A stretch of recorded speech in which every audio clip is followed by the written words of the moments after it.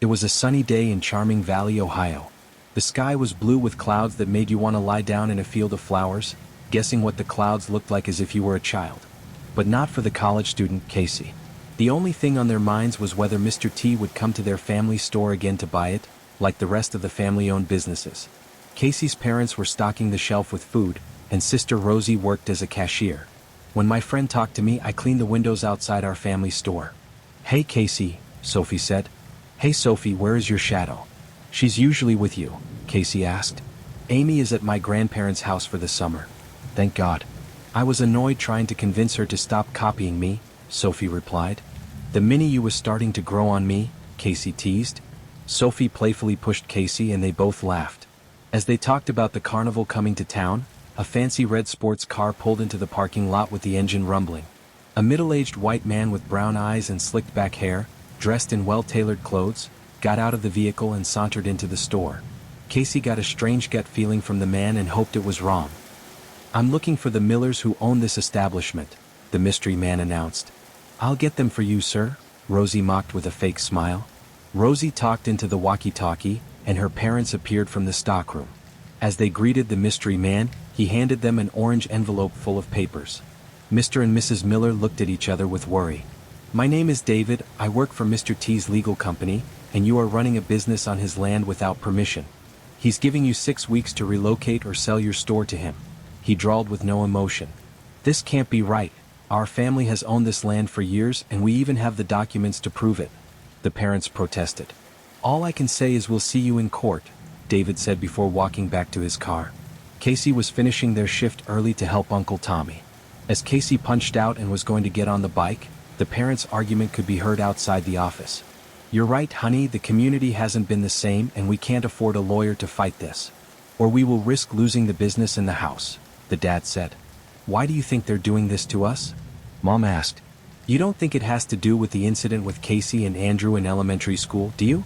Dad said with anger and fear. "I'm not sure, but we need to look through the paperwork and contact Mr. T," the dad said. Casey quietly walked away and rode his bike to their uncle's place. Casey questioned their morals and felt deep guilt. As they were working on Uncle Tommy's small farmland, he could tell something was wrong with them.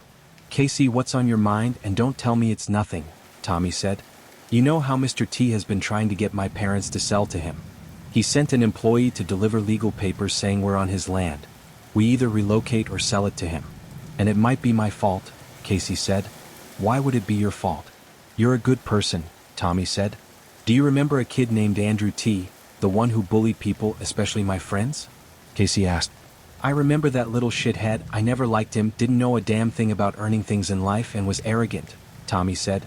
"In elementary, I discovered he would pull a cruel prank on Briar and Anthony. So, we planned to get back at him. We got his crush to write him a letter to meet at a barn near the school. He triggered a tripwire that covered him in paint, and several skunks sprayed him. As he was running away, he tripped on his own 2 feet and landed in pig poop," Casey said. "That was you, the genius who got him to stop spreading his misery around," Tommy said with pride. "It was, and now I'm starting to think I shouldn't have done it," Casey said. "Let me tell you some family history. We come from hard-working people who started at the bottom and worked their way to the top over the years. I know you heard stories of staying grounded and not forgetting where you came from, which got us where we are today. But some of our ancestors had to fight dirty, not only to make a point. We had to get on their level to get what we wanted, even though it didn't align with our morals 100%. That's how life works sometimes, but remember who you are and your morals in those scenarios," Tommy said before putting away the equipment and heading inside his house. I rode my bike home. The sky was twilight with just enough light to guide me home. I was at the dinner table with my family, and it was eerily quiet. The laughter and daily conversation were non-existent, making me feel uneasy. "Rosie, Casey, we need to talk about our family store and lifestyle," the mom said. "Mr. T has been buying out the town and doing the same with us. He is declaring that we are on his land and that he has the documents to prove it. Even though we have our own documents saying otherwise. We have 6 weeks to negotiate with him or we lose everything," the dad said. "This is bullshit. Why does he even need our store? Are the 18 ones he owns not good enough?" Rosie said. "No, his son Andrew T wants to open a business after college. Apparently, our location is the only one he has his eye on, and he mentioned something about taking back something he lost in the past," Dad said, looking at Casey with sadness and frustration. Maybe I can talk to Andrew T and work something else out, Casey said. We're not angry at what you did to him, but fucking furious that his father hasn't raised that boy right. Letting him take his anger out on our family for actions that Andrew caused himself, the mom said. We want you guys to stop helping at the family store until we figure something out. Right now, we want you to focus on your college classes, hobbies, or just hanging out with friends. We don't want you to stress the situation. That's our job, the dad said. But what if we... I tried to speak, but my parents cut me off, looking at me as if I were not negotiating their decision. I felt like a child again, hopeless, even though I'm 20 years old and I have the power to help. I looked over at my sister. She was trying to hide her anxiety through her compliance, but I could tell she was worried. For the past 2 weeks, my sister and I have been focusing on our professor's assignments and finding excuses to get out of the house. The warmth and love in the house have been replaced with stress, frustration, and anger. I thought about the conversation with my Uncle Tommy. I know I did the right thing, but now I think I should have minded my business. I got a text message from one of my friends asking if I wanted to go to the carnival tonight. Looking around my room depressed me, so I replied, "Send me the address and I'll be there." I drove in my blue car on the road to escape the misery that I knew I had caused my family. After 20 minutes of driving, I finally reached the carnival and met my friends at the entrance. My friends and I had fun at the carnival. The rides made me feel free of adult responsibility. Sophie and Briar were on a roller coaster, trying to see who would vomit first afterward. We were watching a performance with animals. I went to the bathroom, leaving my friends as they laughed at a trick a monkey did. A strange noise echoed through the bathroom as I washed my hands. I turned around to see if someone was in the toilet stalls. Then I felt a pair of hands pull me into the mirror, and I fell onto the floor in a room I didn't recognize. The room was small, dark green, and had fancy furniture. I walked over to one of the large windows trying to figure out where I was. Instead, I saw a dark pink cloudy sky, trees walking back into large holes, and flying cats. Shock filled my body, so much so that I didn't realize that I had backed up against the couch and fallen on top of it. "Casey, you're here. I'm so glad. My name is Mr. Light. I'm a wizard or magic user, whichever one you're comfortable with, and I need your help with the mission," he said with an Irish accent. "Where am I? Why am I here? Is this place real? And why do you need my help?" Casey asked. "Those are excellent questions. You're in the magic world, or at least one of them. A friend of mine was working on a project that can heal anyone or think, but wants to mutate the potion and kill the population of life force in my realm. I tried to get the potion myself but ended up injured. You're not afraid to step up to the challenge, especially regarding people you care about. I watched you through my magic mirror and knew you'd be the perfect person to retrieve the potion from Eva Blackheart. And yes, magic is real, we just kept our realms separate from yours," Mr. Light said. "I'm sorry about your situation with your friend, but I don't think I'm the right person to help you," Casey said. "Not even if I can help make your family problem disappear and make life easier for them," Mr. Light said. I stare at him, trying to process the information from his mouth. If I help him, then my family will no longer suffer. On the other hand, this isn't my problem. However, if Eva's plan works, there's a possibility it could spread to my world. And I couldn't live with myself if something happened to everyone in my world, especially my friends and family. I'll help you, but only if you keep your end of the bargain about helping my family out," Casey said. "I would never break a promise, it goes against my oath," Mr. Light said. As he shook my hand, electricity went through me. He gave me a magical bag that contained all the stuff I needed to defend myself, along with 2 powerful crystals that could teleport me anywhere I needed to go. Mr. Light summoned a portal inside the room we were in, and I walked through the portal to the location. I stood up from the ground, looking at my surroundings, dark purple cloudy skies, surrounded by trees in a forest, and a pathway led to a house in the distance. I was walking to the house when I accidentally stepped on a red and yellow flower. Then suddenly strange creatures appeared from the shadows. 4-eyed tigers that look like they're made from stone. It has glowing red eyes and a dark olive green color covering its body. The creatures looked at me with hunger for blood and attacked me. I managed to judge their attacks, but one of them clawed my left leg. I hid behind a large tree, looking through the magic bag, and pulled out a weapon. It was a golden mirror with gems decorating it. Before I could think of a thought, one of the creatures was about to attack me when I pointed at the mirror at it. Bright light glowed from the mirror, and the creature turned into dust. I destroyed all the creatures, hunting me down with the mirror, and ran to the house before anything else could happen to me. I opened the gate and found a hidden entrance to the house. I carefully walked the hallways and investigated the rooms, trying not to step on squeaky floorboards.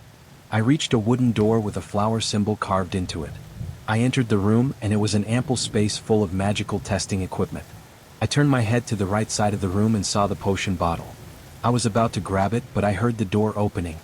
I can't let Mr. Light get his hands on this potion. I'm the only one who can have it, Eva Blackheart said.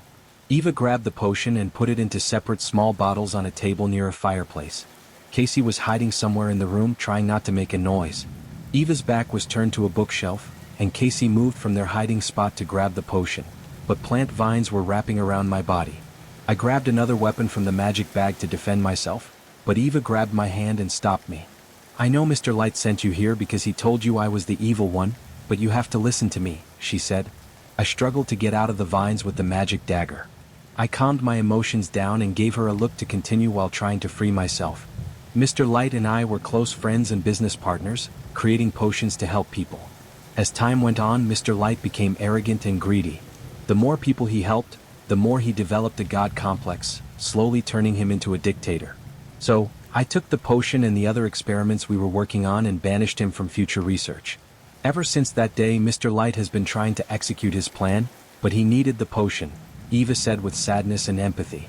If all of this is true, then why did he send me, a mortal, to do his dirty work? Casey said, not sure what to believe. If you're still unsure on whose side to be on, then ask the Book of History and Honesty, Eva said. Put the book on the table in front of me and vines letting me go. Slowly and nervously, I opened the book, asking if Eva Blackheart was telling the truth about Mr. Light. The book floated in the air close to my face and a symbol appeared on the book page. It was about to show me when a bunch of bats flew through the chimney entrance and swarmed the room like a tornado, knocking everything down in its path until an explosion of a fire broke out. I stood up, moving debris from the explosion off me. The room was covered in green smoke and scattered debris.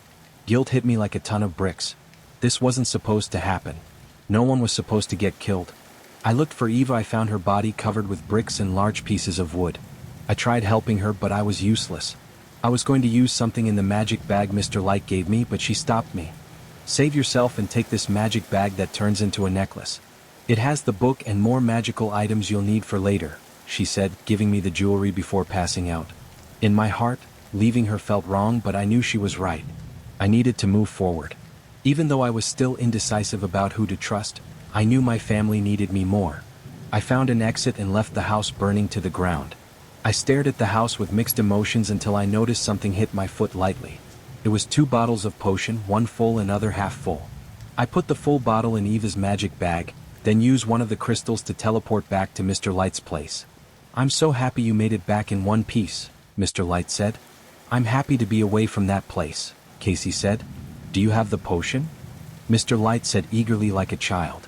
I handed him the half-full bottle of potion and explained that there was an explosion and that this was the only bottle left of it, hoping he wouldn't catch on to my white lie. Mr. Light nodded his head and told me it was all right. He had the potion and that's all that matters. He said some enchantments and used a drop of my blood inside an old pot that transformed itself into a crystal that was glowing.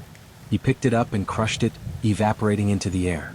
Thank you for your help, Casey. I'll be sending you home now. Stay safe, Mr. Light said as he opened a portal behind me. I walked through the portal and I was standing outside of the bathroom like it was a normal day. I noticed everyone was walking towards the exit from the circus tent. My friends were by the popcorn machine on the left side of the tent. I ran over to them with happiness. Sorry about the taking so long in the bathroom. I lost track of time, Casey said as they gave them a confused expression on their faces. You have the wrong group of people. Can you please leave us alone now? Anthony said while being protective. Is this a prank, guys? Very funny, Casey said jokingly. You need to leave us the fuck alone or security will take care of you, Briar said holding a taser in their hand. How could they not recognize me? We've been friends for years. We even went to the same college. I quickly walked away as I saw a security guard approaching. While driving home, I thought about what had happened. When I arrived, I opened the front door and walked to the living room, where Rosie and Andrew are on the couch making out. What the hell are you doing with this fucking asshole? Casey said. Who the hell are you and what are you doing in my house? Rosie said. You need to leave before I kick your ass, Andrew said. The anger was rising inside of me. I was about to fight Andrew when the lights came on. It was my parents, but something was off about them. They were pointing guns at me like I was the thief. Slowly looking around the room, all my childhood pictures were gone. My painting of a superhero on the kitchen wall wasn't there. Then it hit me like a ton of bricks. Mr. Light lied to me about our deal. "Stay where you are or I'll shoot you," my dad said, looking at me like a stranger and not the child he raised.